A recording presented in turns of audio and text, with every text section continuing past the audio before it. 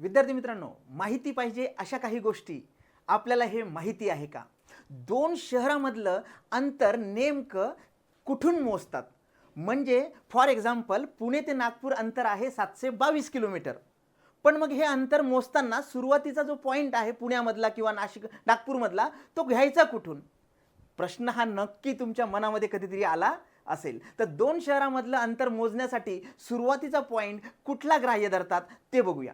आता प्रत्येक शहरामध्ये एक 0 माईल पॉइंट असतो बघा, म्हणजे जो स्टार्टिंग पॉइंट कन्सिडर करायचा असतो. इंग्रजाच्या काळापासनं प्रत्येक शहरामध्ये जी महत्त्वाची प्रशासकीय बिल्डिंग होती किंवा सेंट्रल बिल्डिंग म्हणतो आपण त्याला, त्या पॉईंटपासनं हे अंतर मोजावं लागायचं. आणि डेफिनेटली इंग्रजांच्या काळात जे GPO होते म्हणजे जनरल पोस्ट ऑफिस होते, हे प्रत्येक शहरामध्ये प्रत्येक गावामध्ये त्यावेळेस होते. आणि त्याच्यामुळे त्या प्रशासकीय इमारतीला 0 माईल बिल्डिंग किंवा तिथनं ते पॉईंट कन्सिडर केल्या जायचा.